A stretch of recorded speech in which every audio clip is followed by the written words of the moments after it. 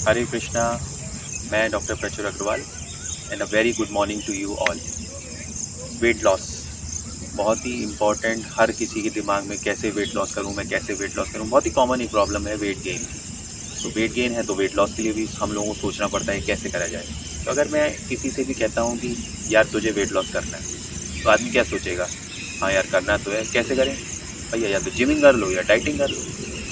Not exactly gymming, मतलब किसी भी तरीके के एक्सरसाइज रेजिम में आप चले जाओ, चाहे वो जिमिंग हो, चाहे वो योगा हो, चाहे वो वॉकिंग हो, चाहे वो साइकिलिंग हो, स्विमिंग हो, किसी भी तरीके की फिजिकल एक्टिविटी जिसे हम लोग कह सकते हैं वो कर लो या फिर डाइटिंग कर लो। तो what is the concept behind this thing कि ये ही दो कैटेगरीज क्यों है? कोई तीसरी कैटेगरी जो कि सबसे इंपॉर्टेंट कैटेगरी है जिसके बारे में नहीं सोचता है, जो मैं अपने आगे आने वाले वीडियोज़ में शायद आपके साथ शेयर करूँगा।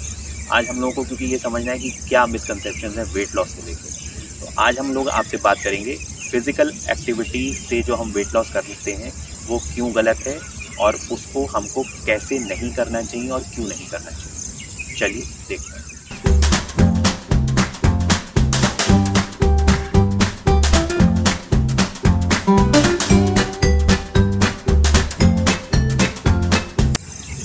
तो physical activity related weight loss, तो इसके पीछे कॉन्सेप्ट क्या है बेसिकली?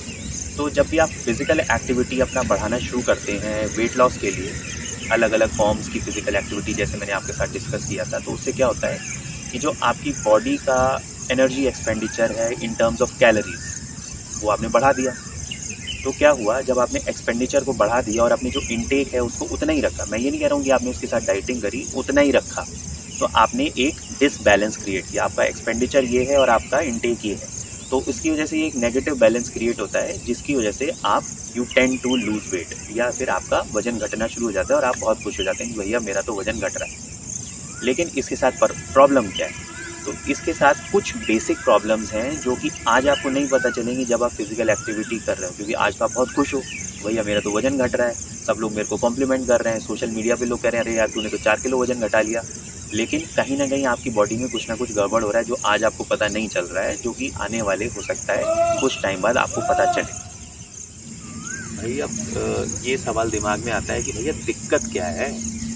वज़न कम हो रहा है जो कि मुझे चाहिए था, मेरा बॉडी ज़्यादा फिट फील कर रहा हूँ, तो इसमें दिक्कत क्या है?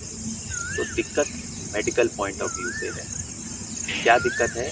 आप एग्जाम्पल से समझने की कोशिश करिए कि एक टूथपिक ले लेते हैं, चलिए 2 टूथपिक हैं, उसके ऊपर आपने एक कद्दू को रख दिया और उससे बोला चले, तो क्या हुआ? टूथपिक टूट जाएगी। तो इसी तरीके से आपको अपनी बॉडी को समझना है। हर किसी की बॉडी कॉम्पोजिशन अलग है, हर किसी का बोन मास अलग है, मसल मास अलग है। तो हमारी बॉडी जो है हमारे आइडियल बॉडी वेट के लिए बनी है। आज का जो मेरा वेट है ओवर वेट उसके लिए नहीं बनी है, मेरी बॉडी बनी है आइडियल बॉडी वेट के लिए। अगर मैं 80 kgs का हूँ तो वो मेरा आइडियल बॉडी वेट है। मेरा खुद का आइडियल बॉडी वेट जो है वो 64 kgs है। तो मेरी बॉडी का जो मसल्स है, जो बोन है, वो 64 kg वेट को बेयर करने के लिए, वजन को उठाने के लिए बना है।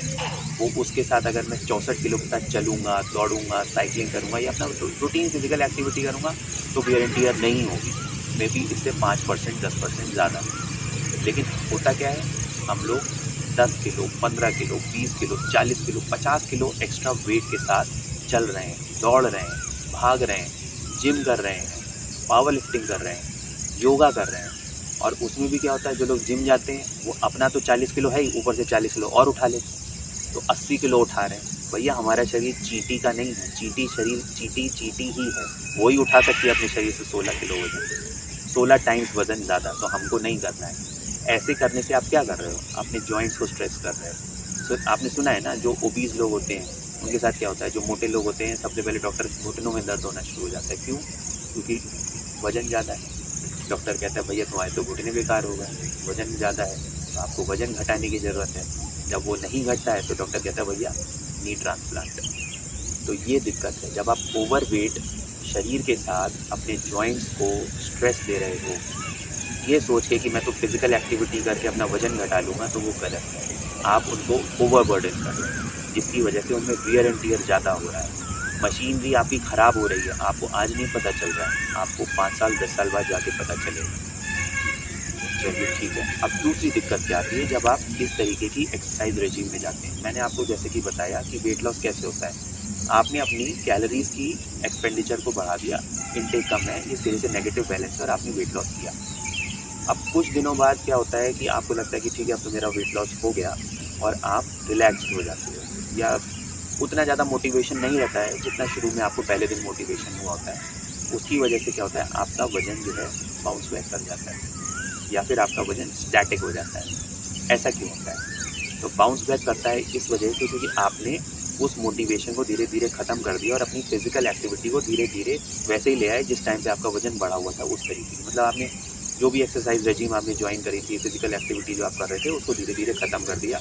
तो आपने वो जो नेगेटिव बैलेंस था, जो गैप था, उसको धीरे धीरे ख़त्म कर दिया। फिर से वही हो गया ढाक के 3 पात कि आपने जितना खाया उससे कम एक्सपेंड किया, उससे कम स्पेंड किया, तो आपका वज़न फिर से बढ़ गया। दूसरी चीज़ जो बहुत कॉमनली देखी गई है फिजिकल एक्टिविटी के साथ, कि कुछ टाइम तो वज़न घटता है, लेकिन उसके बाद क्या होता है कि हमारा वज़न घटना बंद हो जाता है, स्टैटिक हो जाता है। तो उसका क्या कारण है?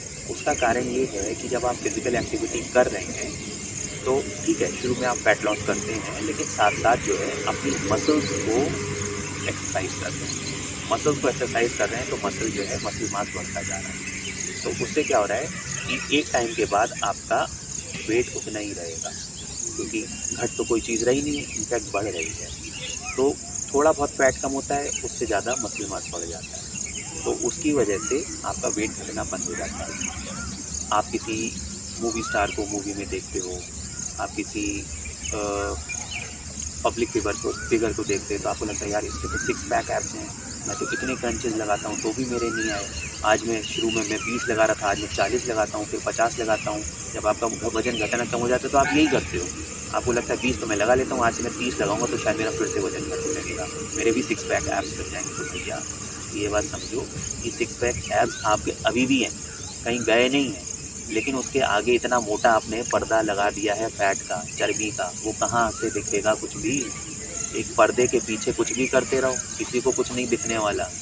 तो आपके भी 6 पैक्स एब्स हैं, लेकिन आपको ही नहीं दिख रहे तो दुनिया को कहाँ से दिखेंगे। तो उसके लिए क्या करना है, उसके लिए प्रॉपर तरीका होना चाहिए, प्रॉपर बॉडी प्रपोर्शन होना चाहिए आपका। एक फिक्स परसेंटेज ऑफ फैट होना चाहिए, एक फिक्स परसेंटेज ऑफ मसल होना चाहिए, एक फिक्स परसेंटेज ऑफ आपके बोन होना चाहिए, जो कि इस स्ट्रेनस फिजिकल एक्टिविटी, वॉकिंग 25-25 हज़ार स्टेप, 30-30 हज़ार स्टेप लोग चलने लगते हैं। क्या होता है, डिस्प्रपोर्शनेट, नीचे से घट गया वजन, ऊपर से वैसे ही है, क्योंकि जब आप चल रहे हो तो कहाँ की एक्सरसाइज हो रही है, केवल ये नीचे की, ऊपर की नहीं होती। ऐसे ऐसे कोई इतना करके नहीं चलता है 25 हज़ार स्टेप, केवल फास्ट चलता है। तो बॉडी डिस्प्रपोर्शनेट हो गई, उसकी वजह से आप अपनी बॉडी को खुद ही अप्रिशिएट नहीं कर पा रहे। शीशे के खड़े सामने होते हैं तो आपको लगता है यहाँ से थोड़ा सा घट जाता, ये घट जाता, ये फ्लैट हो जाता। तो ये सारी जो प्रॉब्लम्स हैं, ये आप इसलिए हैं क्योंकि आप अनएजुकेटेड तरीके से या अनडायरेक्शनल या अनसुपरवाइज तरीके से वेट लॉस करने की कोशिश कर रहे हो, वो भी उस तरीके से जो कि पूरी तरीके से 100% ठीक नहीं है। मैं ये नहीं कह रहा हूँ कि आपको फिजिकल एक्टिविटी नहीं करनी चाहिए, फिजिकल एक्टिविटी करो, लेकिन ऐसे लेवल पे जाके करो जब आपका शरीर उस फिजिकल एक्टिविटी को झेल सके। ओवर वेट या ज़्यादा वजन को उठा के फिजिकल एक्टिविटी मत करो, अपने बॉडी वेट को ही उठा के फिजिकल एक्टिविटी करो, लेकिन वो भी तब जब आपका बॉडी वेट उतना हो जितना आपके जॉइंट्स, आपकी मसल्स सस्टेन कर सकें।